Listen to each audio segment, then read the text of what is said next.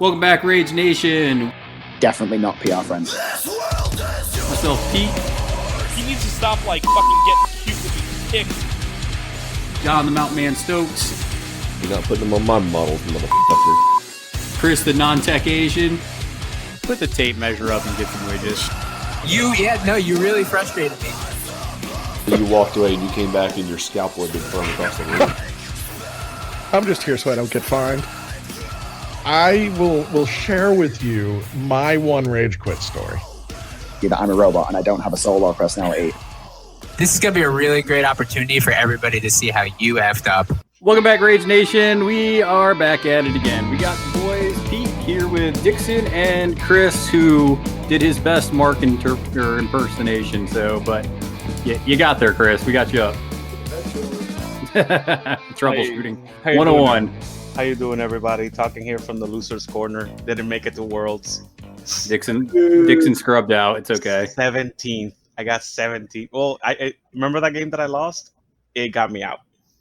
Yeah, I mean, that's okay, man. I mean, when you play with a lot of competitive players, it's almost good just to be in there. But yeah, we got a really exciting episode. We're not only talking Malifaux, we definitely got hooked up with some coolness from Wyrd. So Wyrd kind of gave us these awesome spoilers that we're going to give to you guys. The links on where you can find the cards and stuff from Wyrd will be in the descriptions. We do want to note real quick before we get into this that this material was provided for us to review by Wyrd Miniatures, and the views and opinions expressed throughout the content are those of the authors and do not necessarily reflect the official policy position or opinion of Wyrd Miniatures. And if we make speculations, those are of our own accord. And dear God, thank God that we do not speak for Wyrd, because Wyrd would be in trouble, boys. Wyrd would be in a lot of trouble. They'd be fucked. I don't know. So this is kind of off topic. I might leave it in. It depends on how funny it is. But I mean, do we keep this clean? I mean, since we're officially revealing for Wyrd, I guess that's the question. I guess we probably should. Yeah. Dixon's Dixon, no straight words, okay? No straight. I mean, it's usually you. So. Maybe I'll just edit in some like beeps, like whenever we swear and stuff. Beep. Oh my God. No, I'll do something funnier, like a cow or. I try my best to use the child's language version, like fudge or freak. Oh, cookie. Except for he didn't say fudge. That's cinnamon bits. So keep that in mind while we're talking about this, folks, that, this is us just talking about these cool cards that Wyrd gave to us to get everybody hyped on this. And if you haven't seen all of the content coming out, there's a lot of really great titles coming out, a lot of cool cards. And the people that are going to be revealing next are going to be the Other Coast podcast. So they should be the ones that come out with content after us. So keep an eye out on their podcast. They do a pretty good job. I've listened to a bunch of their episodes, and I like what they got to share with the community, so check them out definitely. And also, what? Which coast is the Other Coast? That'd be the Left Coast. Left Coast, got it. Yep, they're out of Hollywood or something. Upper Coast, got it. Yep. Yeah. I think they're in Pasadena. I don't know, but anyways, they're in California somewhere. But make sure that you guys support us on the old Facebook. We got Rage Quit Wyrd on Facebook, Twitter, Instagram.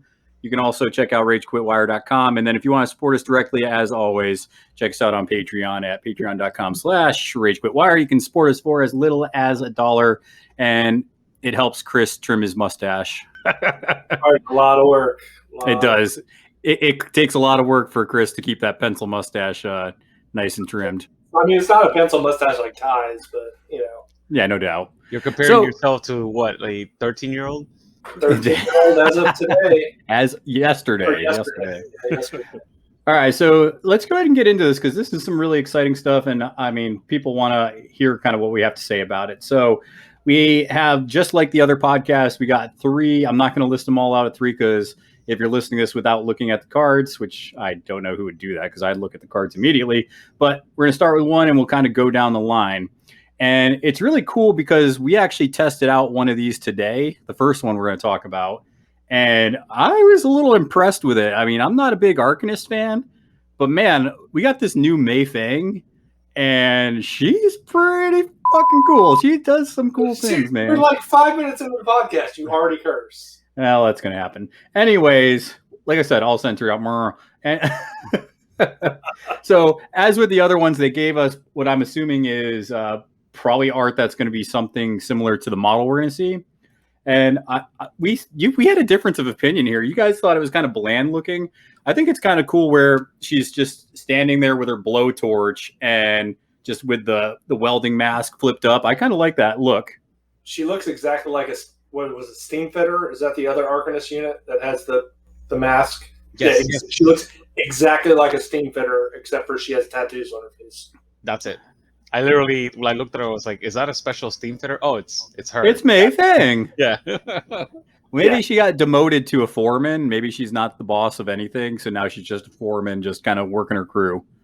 Maybe. I mean, because we saw with what's her face, Anya. I don't know if she's straight up like a boss now and she controls everything in Malifaux. I don't know. Rail magnet, absolutely. Yeah. I want to try her out.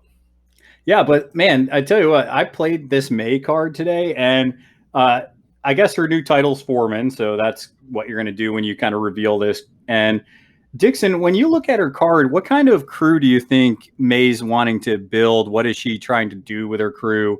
Just what's your quick kind of synopsis of what she does? So when I looked at her, the first thing I thought, I was like, oh, this is like the answer. If you go into a matchup and expect that they're going to have anti-armor, then you can bring her in. That's the first thing that I thought when I was looking at her card. Because of all the shielding she gives out? Both shielding and the fact that she heals now. Yeah. Yeah, massive heal. Dude, that modified welder was spot on. I mean, I brought the whatchamacallit. I brought the the mechanized pork chop, and I brought the old metal golem.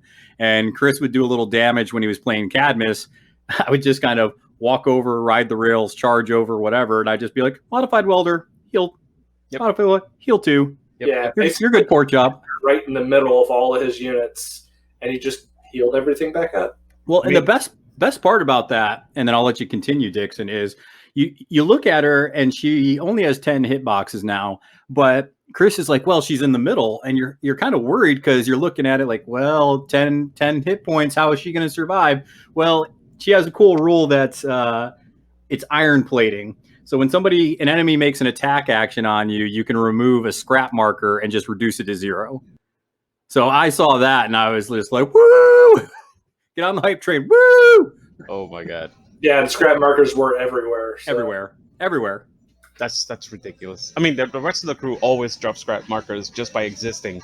So the fact that she now just stands in the middle and just supports her entire crew while like barely taking any damage, that's ridiculous. Also, she naturally gets like shielded at the beginning of her activation for some reason. It's like all of her models get shielded 1. That's insane. And then within 8. And then she can do offensive. Oh, the thing that I was going to mention is I love the shove aside trigger because most people should, in my opinion, should use it just to heal 2 different models 4 inches apart from each other for 1 action. Like it's a walk and 2 heals, so it's 3 actions in 1 for 1. That's trigger. Pretty good. It's insane, and all you need is like a low mask of whatever the fuck. Like I love it. Yeah, I didn't even see that. When I saw the shove aside trigger, Dixon, I was more thinking of setting up sparks to make the scrap markers hazardous and injured 1. And I was like, cool, I can shove models into that to get that triggered. But yeah, healing twice for 1 activation definitely sounds really good as well. Oh yeah, and like there's a lot in her card that just speaks to me like, okay, they are gonna have a lot of anti-armor. Well, I don't need Mei Feng fighting. I can just have Mei Feng, making her crew just last the entire match. Yeah. Exactly. On top of that, I've been playing Maxine quite a bit because I got my EVS models, and she has the impromptu invention, which super good, phenomenal. It's funny because Pete was like targeted the metal golem with it and gave the metal golem focus, and I was like, why didn't you go fast? Like, it's my first time. Like, seems like such a waste to even target that. That's just and there's a couple things going on that's really good with it. One, it ignores concealment, so even if you do vent steam with a couple of your metal models, you can still do this without any problems. Yep. And then also, like Chris said, you can give out fast, but the thing that's really cool is you can do workplace efficiency which once per activation, the target can take a non-charged general action. So, I mean, that just gives you it can give you mobility, a lot of different things you can do with that. Concentrate just to get a focus. You can assist another model that's in a different range. Like it's a really strong ability. Initially, I thought it was. I was thinking you could do an attack with that, but attacks aren't basic, or are they basic actions? No, aren't they? No. Attack actions. That's what I'm saying. It's like I thought of the same You could do a thing. walk. You could do interact. Assist, yeah. Right. Assist, I went to look it up, and you could do disengage. there you go. Disengage is a general action. Yep. Yeah, there you go. And if you do disengage outside of activation, during your activation, you can still do interact actions. Yeah, and so what I want to do, Dixon and Chris already saw this, but Dixon, I'm going to share with you the list that I built today and played with today. Chris built. Can I do one more thing? Okay, one more thing, Dixon. My favorite thing about her card as support, because most of her models are like stat 5 to hit or something like that, is the Impromptu Invention, because it's stat 7, doing maximum force to do double injured on the thing that you wanted to kill. That's a good point, too. It basically makes it so that even your Gamin become like stat 6 or 7. Yeah, because you can use it offensively, too, which is awesome. Yeah, absolutely. And so, like I was saying, the list that I played today, this is a list that Chris came up with. I was actually going to try out the other model, but I left my crap at the house. So we ended up, which Chris was fine with, because I think you were more excited to play Cadmus, Chris. I was. So I just got my Cadmus stuff. I really wanted to play Cadmus. So here's the list that I ended up playing. So I played Mei Feng with the Forgeling, brought a Rail Worker with magical training on it because it's so good. Steamboat Willie, Metal Golem with a Soulstone Miner, Mechanized Pork Chop, and then finally Sparks LeBlanc. And this was into Corrupted Ley Lines was the one that we played. And it had some scheming stuff going on, so it was kind of interesting. Yeah. But looking at that list, I think this list worked for our first time making a Mei Feng, foreman list. I think this list worked out pretty well. Like I said, playing this first off, I was kind of a little clunky the first activation, but I really started getting some cool things down. And I think one of the big things for Mei Feng, and I don't know if the original version did this as easy, but her bonus action just drops a scrap marker now. And it's an 8-inch drop. She used to do it for an 8. Well, technically, you needed a 6 to pass the action, but if you dropped an 8 of whatever, you could drop it by 2 on the stat and get a Scorch Remains trigger. Because one of her abilities was you can drop a TN by 2 and get a suit of whatever the hell you want. So yeah, well, this one you just need a 4. There you go. No suit. Nope. And it has a Mass Hysteria trigger, which is cool. Well, but also, yes. Any model in between her and where she dropped it, there's a TN13 defense duel that they're going to take 2 damage and gain stunned if they fail it. Which is phenomenal. It's so good. I like the fact that she automatically does damage to whatever touches that. So yeah, because of her heated iron, just anytime there's one that drops on somebody, they just take a damage. Yeah, I can't even tell you how many times Pete got that off. Oh yeah, it's like take a damage. It's like, well, because you have so many models that are just dropping it at the end of their activation. So you just have Mei hanging around, and it's just like, boop, take a damage, boop, take a damage, boop, boop, boop, damage, damage, damage. And I tell you what, we actually had breakthrough as one of the schemes, and I brought that with Mei, and with obviously Ride the Rails, and you can throw this out 8 inches. I was able to go right through the Cadmus stuff I could send a model in there to get breakthrough. I think Cadmus is notorious for just cluttering you up and then just whittling you down. But with Ride the Rails and being able to shoot one 8 inches away, it really made it easy for my beaters to just get up and go kill the important crap. Well, it could have worked that way. It did work. It did work that way. It did not. I killed lots of things. You didn't kill hardly anything. I don't know what you're talking about. I killed all the things, and it felt good. Killed a couple of eyes and ears. Who cares about that? I do. Jesus. I don't need him spying on me.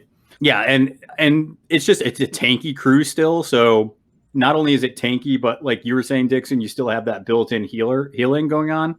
So like I said, there was a couple of times where the Mecha Pork Chop was pretty close to dying, but the fact that she puts shielding out and then she can just pop it for 2 healing, it's just super good. I had a blast with it. It's very hard to whittle through enemy models. You have to kind of just kill one model and then move to the next.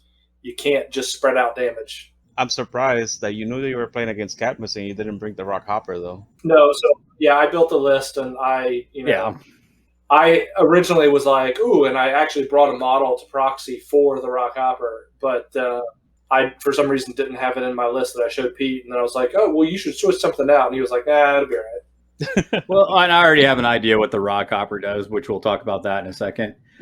But the other thing is, we talked about, I did have a metal gammon that ended up getting in there and kind of doing some things, poking some damage around, but I didn't hire it in the crew, so there's one thing on there we didn't talk about that Mei Feng does in her foreman role, and she has an action now called Steelcraft, which you just get to summon a damn gammon. Just bring the gammon out. Markers, but you're bringing like 3 or 4 a turn, so it doesn't matter. Is a metal gammon like 4 or 6 points? What is it? 5 points, I believe. Jesus. Yeah, so that's a lot of value for 2 scrap markers. I mean, the most annoying thing is that there's no TN. Yeah, that is the most annoying thing. Well, that's the thing. It doesn't cost you any cards. Yeah, it's 5. So, but for 5-stone model, those are super durable little models. Well, it's a 5-point model that drops a scrap marker at the end of its activation, so it's already building back its point value right there. Yeah, so I think you easily probably get 2 throughout the game. You're probably going to summon 1 turn 1 just to get it kind of going and doing things. Absolutely. And then just as soon as basically you have another opportunity where you're like, well, no, I can use another one and send it that way. Just summon another one. Yep. Get in the way. Cause havoc. So as an opponent playing against this crew, what did you think about it, Chris, as far as how it kind of operated and some of the different things that it actually did? I was very surprised at how durable it was. I mean, it just stood the test of, Cadmus, all of Cadmus models hitting your 2 beaters, your pork chop and your metal golem, and still not being able to take you out completely. Well, because they're armor 2. Yeah. And then they had shielding on them, so really you got to do like 4 points damage to even do anything. Exactly. And it was so good. It was very difficult. Yes. It's so frustrating every single time. It was very, very frustrating. So I actually got to the point where I was just like, I'm happy with just doing a point. I'll just, I'll do 10 actions to finally kill this thing. Yeah, and it was just fun. I got to have 7 cards because I brought magical training on the rail worker, and like I said, very maneuverable crew. It was very flexible, could move and go where I wanted. I think people that play this version of Mei Feng, it's probably, and you guys have seen regular Mei Feng, so you guys can probably speak to this a little bit more. Yep. But this Mei Feng I like more because she's not a beater. She's not the beater, but she's the support, move, and coordinate, and kind of keep everything moving smoothly, just like a foreman would. Yeah, the previous iteration, Mei was a beater, so you kind of had to put her right out there, and she's soaking up damage, and she couldn't really do much. With this iteration, she can just sit in the middle of your crew and literally help everything survive pretty much anything. Yeah. Yeah. It's kind of weird. So much better. Yeah. It's super weird to think about. It's just like, oh, okay, you hit me for 6. I'm going to remove the scrap marker. Just chuck it. Yeah, it's the same thing English Ivan does, right? It is. Absolutely.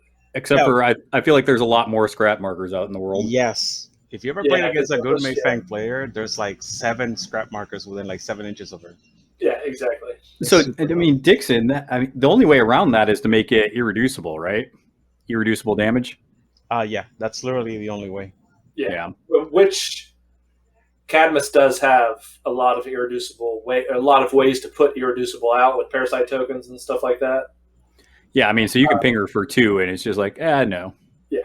But I was having difficulties getting those parasite tokens out. Well, it's not easy to perform your first time, Chris. Such good hands. It's true. It's true. It's hard to perform perfectly that first time.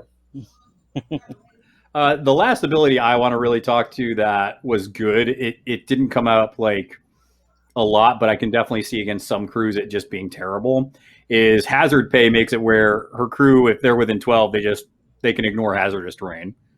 So it's like, oh, cool, you got those pit traps, don't care. Oh, man. I think Sparks is super good with her as well. Sparks has always been super good with her. Well, because he has an obey basically in there. He can give shielding out more. He can give 2 shielding out to whatever he makes a robot.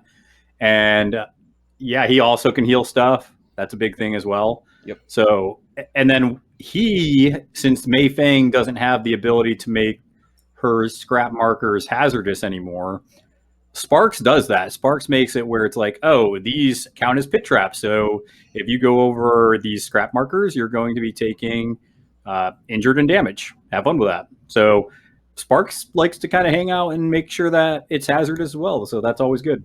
So definitely happy with this. I mean, I'll talk about kind of a little bit of Mei Feng once we're done talking about the other 2 models. But I'm definitely happy with the way the crew performed. It has, I mean, her crew's already mobile, but the fact that the range that you can throw a scrap marker out and the healing you can do and just the impromptu invention is huge as well. I love playing this. First time go, I had a blast. Maybe you should switch over to Arcanists. Well, here's the thing. I like Hoffman too, so I get this box. Maybe. I was gonna say, you were talking earlier in the year about going 10 Thunders, and she plays 10 Thunders as well. Well, here's the thing. I have Hoffman. I also have, some models that also play for her. You also know someone who has the entire Arcanist. I also know somebody who has all the Arcanists. So, oh man, yeah, definitely happy with this crew. I would play this crew again. I had a blast with it. Any last minute thoughts for this card before we move on to the model that you can also play in Mei Feng? Yeah, let's move to that one. Okay, Dixon, you got anything? No, I'm actually very curious about your opinions on the Rockhopper, because you said that you were playing Camus, and I'm surprised because of what he does. Well, that's Chris's fault, but yeah, we have this Rockhopper model. So we have this robot. He's kind of, the art shows him looking at a rock, and he has this cool jackhammer drill in his hand. So it's a cool looking model, and when you look at the card, yeah, there's a couple things going on here that stick out to me where I think I'd like to see him do things. The big one is he ignores armor and also has a knock aside trigger, so that's always fun. I don't know, what else do you guys like on this model? How do you get 2 new models that ignore armor? Seriously. I don't know what you're talking about. Let's finish talking about this card. Okay. I'm very excited about this model for one rule and one rule only. The salvage site. That action, the salvage site. For 1 scrap marker and a 4, you get to have an area where basically tactical actions don't do damage, and auras that are from abilities and stuff don't do damage. And I love that, because that means that the only way that you're gonna get extra damage from the Cadmus stuff and like the woe stuff and just things in general like that is literally by doing more parasites or doing attack actions or just basically brute force damage. Yeah, the ping damage isn't going to happen with that aura. Exactly. It also has a couple cool triggers on that ability. I like, obviously, any model where it's like, hey, cool, here's a soul stone. Discovery on a mask, that's cool. And then it also can drop a ski marker. So yeah, it's not for the scrap marker, it's just targeting the scrap marker. You don't have to remove the scrap marker. Right. Actually, this is another example of like, oh yeah, Tricksy and Foundry needed to have another soulstone per turn. Say what? What did you say is the keyword for this model? Tricksy and Foundry. Mother effing Tricksy! Tricksy. Man, I had a couple people PMing me, and they nailed it. They're like, if Rage Quit Wire doesn't get like Maw, I don't know what this world is all about. You called it, guys. This is Tricksy, which means we're going to see Maw in her different title version here very soon. We're saving the best for last. Before we get there, my favorite ability of this is the rusted metal ability. Scrap markers within 4 cannot be removed by enemy effects. What the hell is that? That's huge. What the hell is that about? Which is phenomenal. Which is what I was looking at the Rockhopper for. Well, and this, because Chris, you actually mentioned this. You were like, well, I would need to bring Jesse. Well, this stops Jesse from removing your scrap. So it's like, yeah, F you, deal with the Rockhopper, who's also armor 2, who has 6 hitboxes, 7 stones, pretty solid. Yeah. And by the way, also Scamper. He's probably also surrounded by like 6 different scrap markers all over him, which, Yeah. by the way, they count as pit traps sometimes because Sometimes. fucking what's his face exists. Old Sparks. Yeah.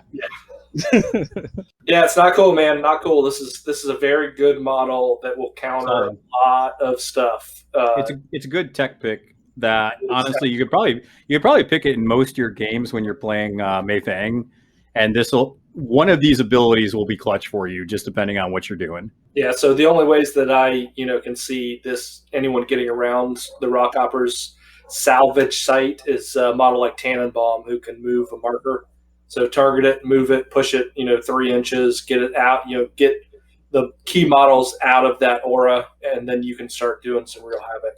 Yeah, so it's kind of interesting too because I don't know, this abandoned machinery is kind of a weird ability because it's like if you don't have a friendly model next to you within 4, you can push the model 4 inches in any direction. Well, it's phenomenal for corrupted ley lines. Yeah, you can kind of scheme that a little bit where it's just like just to get a little extra movement, just make sure you're just outside of 4. And yeah, you can get some good extra movement with this. I mean, the way that I was thinking about what's going to happen was And he has Scamper. You activate Scamper. You activate this model, do the salvage site.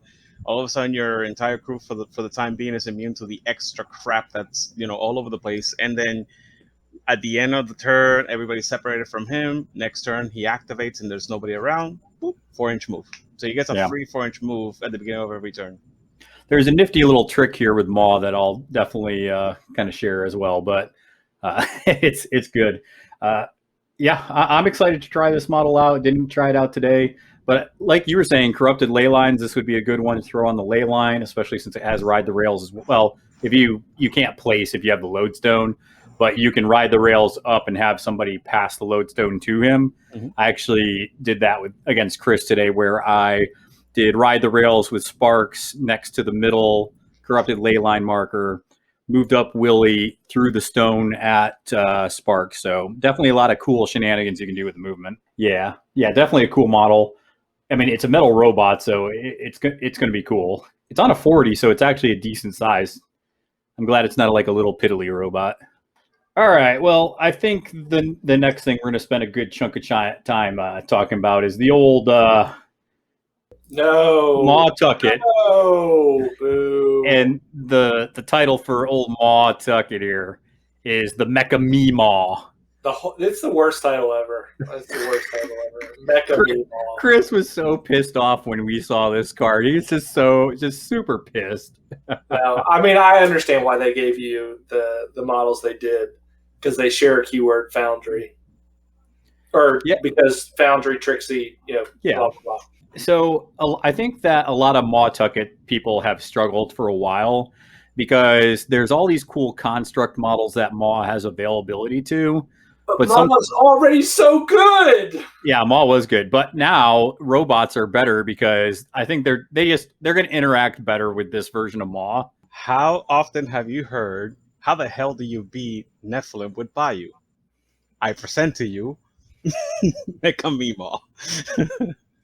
Okay, well, and that is definitely Nephilim causes problems for just Bayou players in general. Yeah. So, I mean, when you look at Mecca Maw here, what sticks out for helping against that matchup, you think, Dixon? Armor 2.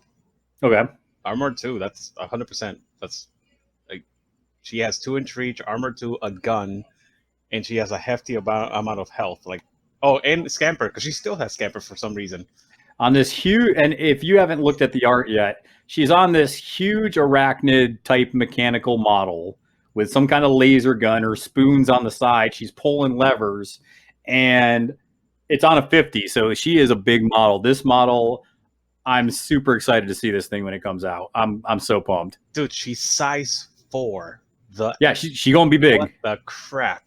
This is gonna be like some Wild Wild West mechanical spider type shit. You know what I'm saying? Yeah. So there's a lot going on this card. The big thing that makes, I think, the construct models work with her card, there's a couple things. So I actually built a list out for this, and I'll kind of share it with everybody that's listening just so we can have somewhat a point of reference on the type of things you could build with this. And of course, I mean, you build this, you have to call your list the Mecca Maw list. So a couple of models that I brought, I think obviously test subjects are usually good with Maw, but now they're just as good. I mean, test subjects are just awesome. You can have sparks in there, but it's a little less needed because Maw also has the two things that really sparks makes the crew kind of go with scrapyard mines and then all terrain. I think it's just scrapyard mines where they can ignore. No, there it is. So heaps of trash. Friendly Tricksy models within 12 of her may choose to be unaffected by hazardous terrain. So that really neuters some of your other. Yeah, because now some of your models like, if you bring Tricksy Bell or a Rooster Rider, they can just ignore the pit traps and not get screwed over by them. That's been something I've had happen to me before. Mm-hmm. But anyways, the list I had, 2 test subjects, Sparks LeBlanc, just for, like I said, the Obey and some of the Euro Robot effects. Soulstone Miner, I actually put Tricksy Bell in there.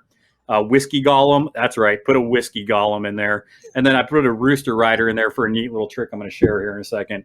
So the reason I brought a Rooster Rider is because depending on the pool, I think it would be really nifty with this new Mecca Maw. She has a bonus for create a trap like the normal one. However, there's a trigger in there for Secret Tunnel. So you can straight up just put it down, and then a friendly Tricksy model can then tunnel to the other pit trap. I think it's within 6. Yep. So my idea was put a pit trap down, have one deployed 6 inches away, have the Rooster Rider go through that pit trap to that pit trap, and then just run the hell up the board with the Rooster Rider. The fact that we unironically did not do the meme, but we did the meme of Secret Tunnel. That's right. I mean, but it's a cool idea because you have all these tunnels. You figure you have robots and stuff just popping up through them. It is Tricksy. So you can't do it like I put a Whiskey Golem in this list. You can't do it with a Whiskey Golem. That would be ridiculously awesome, though. Surprise, motherfucker. Surprise, motherfucker. Both of y'all that time. Yeah, Tricksy only. Tricksy only, guys. Tricksy only. What do you guys also think about all terrain? I think all terrain's a new ability, isn't it? Nope, Calypso has it. Okay, so yeah, Calypso has it, which is how I was just able to just move up the board. Yeah, but ignoring vertical, that's super good. Yeah, it's so good. Why do you think that Calypso is so damn good? He goes over impossible terrain all the time. Yeah, he's a piece of crap. True. I think another big thing here that I know I was talking about with you, Dixon, and this is the same thing we saw on the Rockhopper, was with the drills, they ignore armor. This is a Bayou Master. Now we can consistently just say, don't care if you have armor. Doesn't matter. We got one. You know, the funny thing, I find it hilarious that this model is really good against Nelly for some reason. Like, I just find that super funny.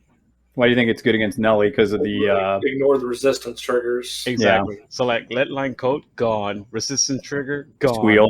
Yeah. Exactly. So what I find super daunting is the drop down hole trigger that you get on this melee swing. Just thrashing them into a pit trap. That's the same trigger that she already had, isn't it? No, drop down a hole was off the Soulstone Miner. Yeah. Oh, all right, gotcha. So she has it as well, though. Yay! Well, that seems so good. On a model that can stone for a mask? Nah. Yeah. Well, and so another thing that, because if you're comparing this to Maw, you think about, okay, Maw likes to do her bubble, get some focus out there, and move on out and kill stuff. She kind of still does that a little bit, so she didn't lose all that ability. Except for now, friendly Tricksy models only. Yeah, that's the thing. So it's encouraging you to stay more in keyword, but the keyword's so good anyways. Like Tricksy, if you haven't played Maw and the Tricksy keyword or played against it, that's part of the challenge with Maw. And actually, that's the cool part. Chris, you were talking about this yesterday, where it's like you never know what Maw is going to bring in her damn list. Yeah. Yeah, the only thing that I'm super happy about with this Mecca Maw is she doesn't have that stupid ability where different suits on your initiative careful planning don't give you stuff. Yeah. That's so annoying. You went from like drawing a whole bunch of cards to just being a straight up monster. Because like I don't see this one going. I'll down take to monster. It's fine. I'll take monster. What if you can't fight careful it? planning is big though. Like It is. It's not just drawing cards, Dixon. It's so good. It's situational good. Yeah, that's true. She does give out possibly with another Gremlin's Trash though. She can give out staggered and stunned possibly if you fail the simple duel. Yep. But also that's where she can still give out focus to her Tricksy models. So if she hits the crow, all of a sudden, boom, focus 1. Yep. Which, I mean, a pit trap is pretty big. And in her, pit traps count as, the damn scrap markers. Yeah. The funny thing is like, she can make it, she can then target it, and then she has a pulse that's about 6 inches big. That's insane. Yeah, it's good. It has scatter on there. Why not? I look forward to playing against it. Okay. Against what? Mecca Mawtucket? Mecca Mawtucket. One of you is gonna forget about scatter, and it's gonna be hilarious. I'm calling it right now. Chris is, and I'm gonna be like, I'm gonna scatter everybody into this pit trap. What? Or I get to the point. I'm gonna scare everybody. I now control the point, and there's nobody touching it. GG. Just stuff like that. Well, originally we were going to play Mei against Maw with his new iterations today. Pete's an idiot. But Pete's an idiot, and he didn't bring his models. So I just had my models. So I was like, okay, well, I guess you can play Mei, and I'll play Cadmus, which worked out better for me. I mean, I wanted to play Cadmus, so... Yeah, and actually with Maw, I in my head I already know kind of how I want that game to go, because the list that I brought the test subjects to kind of clutter up the middle. Okay, that's kind of what they do: bounce around, clutter up, do damage. I brought Sparks in there to obviously do some obeying. He has analyze weakness too, so that can get around armor as well. Command constructs super good. Now You're a Robot, I'm actually coming around to that. I like Now You're a Robot a lot with pack with explosives, with if you reduce a shield, enemy models within 2 take a damage. You can give out more focus that way. So I'm coming around to that as well. He heals with his wrench. So Maw is a construct, so he can heal Maw. Yeah, but you got to keep him out of that 6-inch bubble of the scrap markers now so that your models can choose whether or not to be affected. Well, I mean, Maw has that ability too. Wouldn't that cancel each other out if Spark says friendly models are not, and then Maw says models can choose whether or not they are? Wouldn't that cancel each other out so that? Yeah, I think Sparks override it because his just says you can't. His says they ignore. Yeah. So you do have to be a little careful with that. But the only models that matters for is the test subjects. Just the test subjects, exactly. Yeah. Which you can keep far enough away from them. Sparks usually likes to hang back a little bit. Also, I think the test subjects are better with Maw, the normal one, right? I don't. Pretty good. Okay, that's fair. Why would you think that, Dixon? I think the fact that the other one likes to go more trickery instead of like brutal beat downs and taking hits back, because she can take a hit now. The Mecca Maw. Yeah, but the old one, she had shielded and defense 6. Yeah. So. Yeah, and I mean maybe that's something you can think of. I think you could easily switch out 2 of the test subjects for a Rockhopper. So that's probably that's actually probably what I'll try in the next game that I actually play this out and proxy it, because the Rockhopper is good, and I can see what you mean where the test subjects definitely trigger happy for sure. Oh yeah, for sure. Yeah, I love that the fact that Bayou has access to Secret Tunnel now, obviously not in like the broken version of, well, it's not even broken though, because the regular Secret Tunnel you need impassable terrain. This one you just need another just either scrap marker or a pit trap, which is super easy for Maw and her crews just to get that out. I like the pit trap one because like I said, literally she can make it, and then it's a 6-inch bubble. Like, it's insane to think about it that way. Well, also, if you think about the actual number of inches that Secret Tunnel can work, because it's a Tricksy model within 2, and it's a 40 mil base. No, it's a 50 mil base for the pit trap, right? Right. So that's a little over an inch. So you have about 3.5 inches there, whatever it is. And then you can put another pit trap 6 inches away from that. 6 inches away from the model. Okay, so it's within 6 inches of it. So it's not quite that huge, but it's still 6 plus the 7.5, and then within 2 of that. So I mean, that's 9.5, 10-inch placement basically there. Yeah, it's good. It's And good. it's consistent. For a 4 of masks. Yeah, that's the thing. It's a 4 of masks, not even a high mask. No, it's super pumped about that. That's the Silurids leap right there. They need a 3. I mean, you they use a mask, just 3. Yeah, but you use that so you can have your scheming models go wherever, go scheme, go that way, and Maw, the Rockhopper, another big beefy construct, just sit there in the middle and just kind of pound it out. Yep.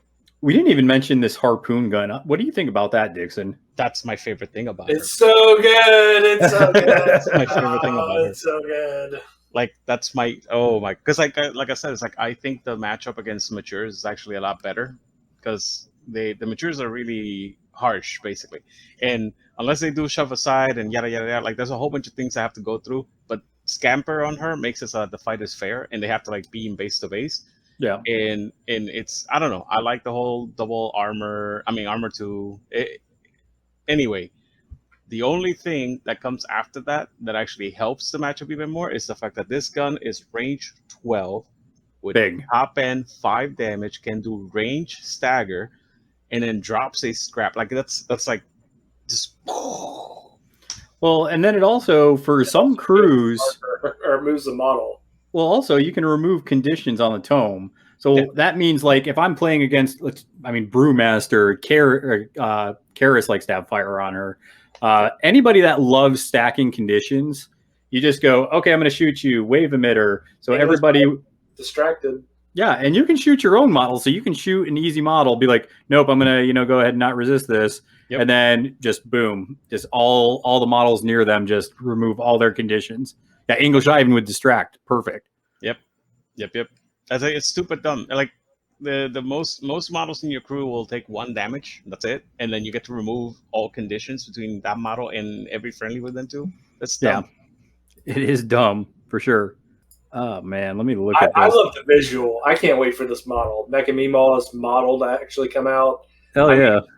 To give everyone who's listening to this a visual of what it looks like, it's Mecca Mawtucket is riding a land wasp.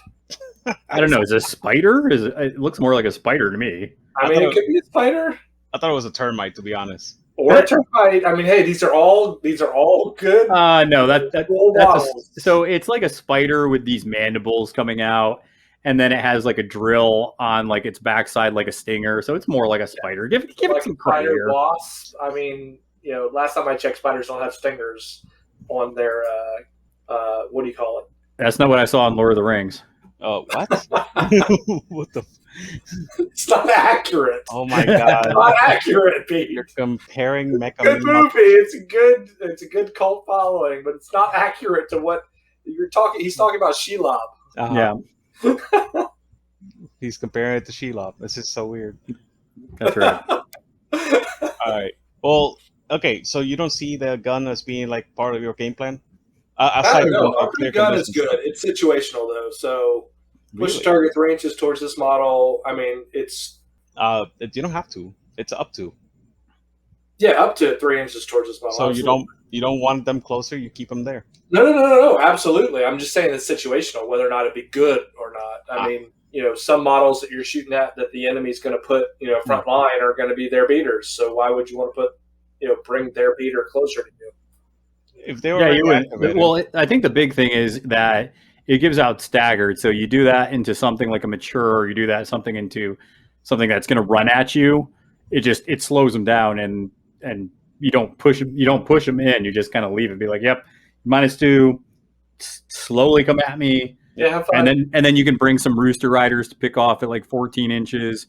And even some bushwhackers. So you don't even need to go mechanical with this. You could straight up build a super crazy gun line with this and just reposition the fuck out of this board. That's absolutely true. I forgot about that. Because you can, yeah, man. Because their guns are 14 inches. You have those Bayou boys on the dang roosters and those stealthy little, punks in the weeds. Absolutely. 14-inch guns sniping you, and Maw's just running around on this spider.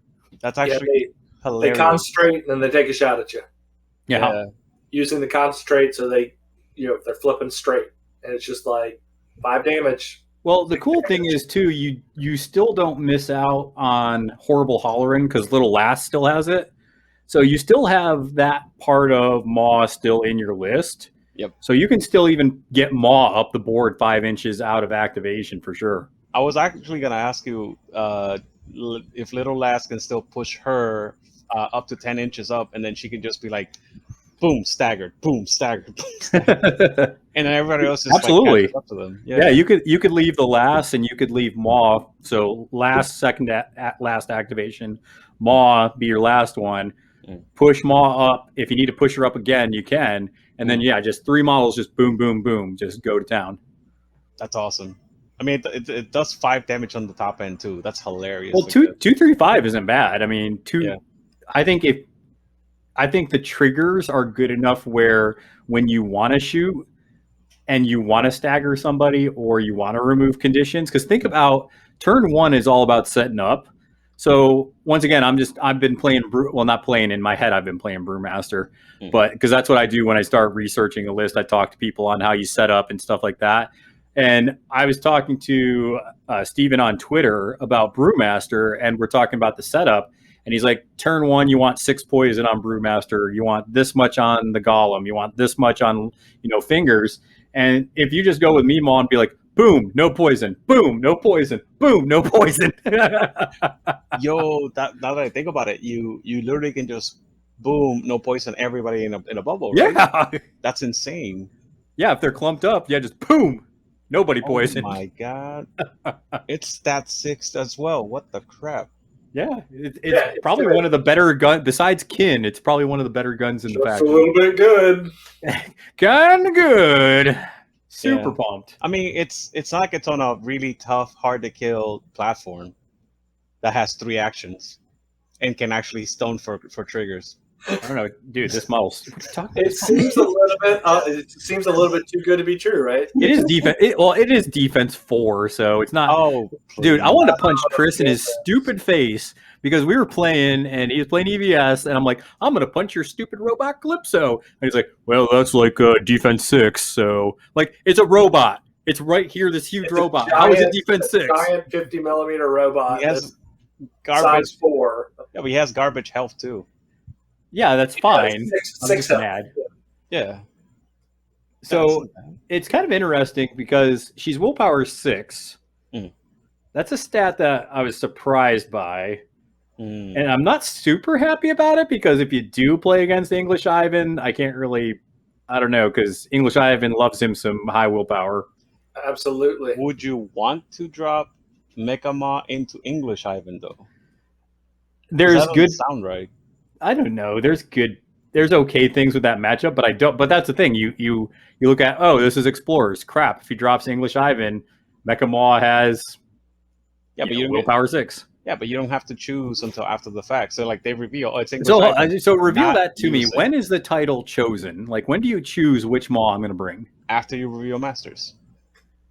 So it goes. I'm revealing this Master. Is it before Double Master gets chosen? No, after. But it should be. I know for a fact it's after revealing Masters, but the Double Master thing kind of trips me up because I don't remember that part. Yeah. Okay, so it should be reveal Master, reveal title. Yep. Double Master. No. Reveal. It should be reveal Master, reveal Double Masters, titles, then list. Okay. Yeah. If that's not correct, somebody give me a quick shout out. I mean, I think we got that right, but yeah, please, because like again, that's the problem with me in Double Masters. Like I will forget some rules of Double Masters because I don't particularly care for them. I'm super excited, and I'm surprisingly excited about the new Mei Feng too. So looking at these 3 new models, let's start with you, Chris, because you look the most pissed off. What do you think? No, I mean I'm happy. I'm super excited that these Masters are getting different playability. Mecca Mawtucket, it's not super different playability. It's just a tiny bit and a change of how she plays. But no, I'm super stoked about this whole new reiteration of different masters. It really brings me back to War Machine. And anybody that is a Malifaux player and a little hesitant about all this because maybe it seems like a lot, I will point you to how awesome War Machine was, especially in Mark II. Just the fact that you pick your master and whichever version you want. So the Warcaster with the multiple versions made it super interesting because you still had the model and the flavor that you love, but there's different versions of it. So you get to do cool different things with it, and it helps you counter different lists and abilities out there. And it's flavorful. It's just the difference between Butcher 1, 2, and 3 and Khador in War Machine was just amazing because 1 was a support, 2 was the bloodthirsty maniac, and 3 he was just a solo gonna kill your master kind of guy. So 3 very different play styles, but just ridiculously cool. So I'm really stoked about these new titles because it really brings me back to that War Machine feel. What? No, I mean, you guys can talk. It's cool. No, I used to have a lot of love for War Machine, but like Butcher 3 gave me, I was a troll player, so conniptions is a word. Oh yeah, because, and that's what I'm saying. Like, he was an assassination master. He was, if you got in his threat range, there was a chance he was going to end the game there. And his threat range was ridiculous. He stopped healing in tough. That's why I hated him. Anyway, but like going back to Malifaux. Yep. I really love that, at least in my opinion, Mecca Maw answers the question of what do I drop against Nekima? And unfortunately, that also makes it like you always have to drop Maw into Neverborn and hope that it's not Nekima. To be fair, especially after my last game, I even felt like the regular Maw, I felt like she was my best option into Nephilim. Mm-hmm. It wasn't great, but she could do enough tricks to help keep things going. And it just depends on card flips in some situations. Now I look at it the same way where I'm like, yeah, I mean, I think if I'm in a killy pool, I think I can bring Mecca Mawtucket and maybe bring a goofy Bayou gun line and just try to do some work on them as they come in. Yeah, I can see that. I already gave you my bite. No, I mean, like, okay, never mind. I guess I'm just happy about that. Like Mei Feng, though, on the other hand, I'm trying to like figure out like how can I exploit the whole double injure thing, because that seems to be like the most interesting. Yeah, Mei Feng is she's awesome. I really like this iteration of her. She's going to bring so much playability to Mei, just as a support role instead of as a in your face. Because when you played Mei with with Arcanists, you had to throw Mei up there, and she's assassinated turn 2, turn 3, because you have to be in your face with Mei. I mean, that's kind of her play style. With this iteration, it's really kind of, she's pulling her entire crew together and just supporting everybody, and she's a good support role for all of the pieces that you're going to bring with her. So literally, it's just phenomenal. One of the things that I just realized, we can do interact actions with that trigger, the non-general action charge thingy. Yep. Because you can literally just go, all right, that model goes all the way over there. Now turn that on or whatever. Exactly. Yeah, I mean, playing Mei today definitely had me thinking like, that, and here's the reason why I think I will actually probably play Mei Feng when she comes out. The foreman, because the way I think they're going to box these and just the way that they're doing it is, if you look at all the podcasts so far, we don't know this. We don't know. Yeah, this is the speculation part. This is where Wyrd was like, "Hey, these guys don't know what they're talking about." That's this part. Okay, so they're makes sense though.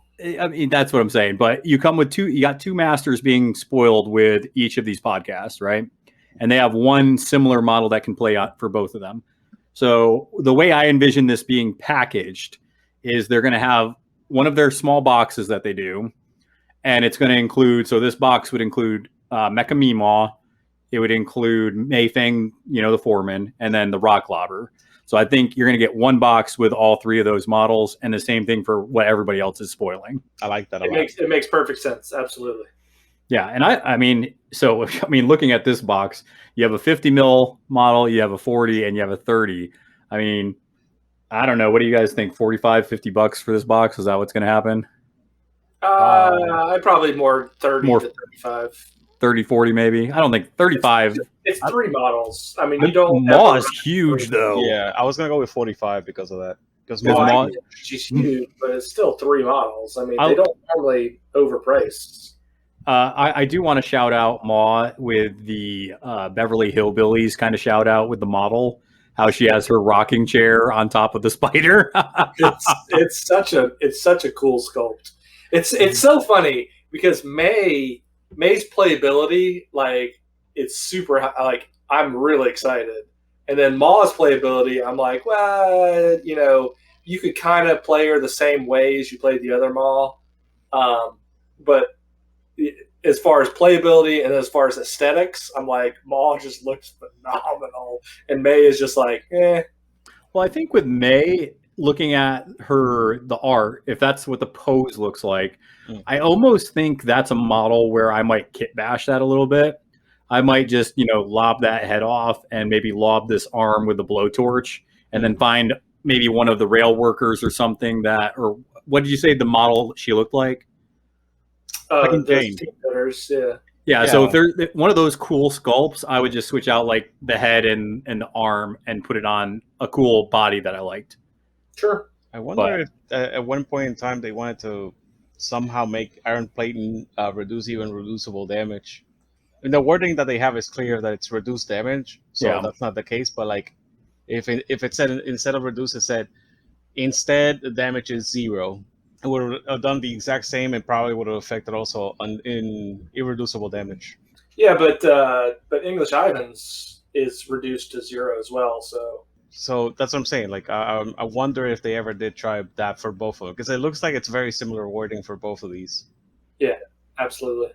In wrapping this thing up, guys, I do want to say to the Rage Nation that listens to us, there's been a lot of chatter I've been seeing on the Discord about, how come they haven't revealed any Bayou titles yet? And there's been a lot. I tell you, the Bayou community has been super pissed about this. So we got your back. We got the Bayou. We're bringing it. Yeah, we specifically picked it for you. We literally did. Hey, man, I'm all about it. Yeah. I'm super happy we got a Bayou model. Obviously, I play them, but just if you don't follow any of the Bayou chats and stuff, super just crazy people, passionate about the faction, just the crazy. And the thing about Bayou, and this is why people sometimes don't think Bayou can be competitive as much, because if you follow some Bayou players, they're all about the memes. They're all about, let's just do the goofy shit and see how it works out. And it's a fun group to be a part of. I'm glad we got this cool model to spoil for y'all. It's a lot of fun to talk about this one. God, every single time I keep getting pulled into Bayou. This is some horseshit. Just bring me back in. I try to get away and just bring me back. You can't do it's my thing. So I call dibs. All right. All right. Chris, any last minute thoughts before we wrap this one up? Get out there and play games, man. Play in person. I know, Dixon, you love playing on, Vassal, and I respect you 100%. But get out in real life, Ooh, man. Dixon's got real life players. Look, I got my brother so far. Nice. And he's Nice. he's a Resurrectionist player, and he got to play Manos because like I'm doing Henchman first, so he can get a feel of it. And he loves it. He's like, my God, this guy does everything. he's amazing. Absolutely. If you're not in, the demographics to where COVID is going to be an issue for you, get out to your game store, support your local game store, play games. get your shot. Get your shot. I'm vaccinated. Pete, you're vaccinated. Dixon. I'm vaccinated fully. I'm just surprised. Like I said a few months ago, it's like I see the light at the end of the tunnel, and then I realized that people wouldn't get vaccinated. We're like, but why? Yeah, there's a lot of people out there who won't, which is fine. I mean, I respect it. It's your decision. If you don't want to get vaccinated, it's fine. If you're not in, the demographics where you're seriously, you run the risk of dying, run a higher risk of dying, then that's fine. That's your own, business. But still, get out there. Let's get this economy back where it needs to be. Hell yeah. And I think the Southeast, we're doing a pretty good job of playing this. If you're actually in the Greenville, South Carolina area, I said this on the other podcast as well. But we got a tournament going on in the Game Castle, the new store that opened up in Greenville. They got a Facebook page. You can check it out. Anybody in the Southeast, or hey, if you're just, hey, you want to come down from Virginia, we're all about it too. You want to come from somewhere, you want to fly in. So somebody will hook you up with a place to stay, I'm sure. You just got to contact the right people. And yeah, play some games. We should have a good show out there. I believe that's on September 18th that we have that tournament going on for the Malifaux tournament. So yeah, you're doing a demo day in the same store, aren't you? Yep. So I mean, that'll already be done by the time that we're with this. I'm trying to get some people in Greenville playing because they got a lot of tabletop people. So I'm going to try, and we're doing this in our area too, Chris. We actually just switched. We're going to play Malifaux at Synergy now and get a lot of those 40K players because, you know, they got that money they love to spend in the old 40K. And 40K is getting hurt. Remember what I told you about the whole animation thing?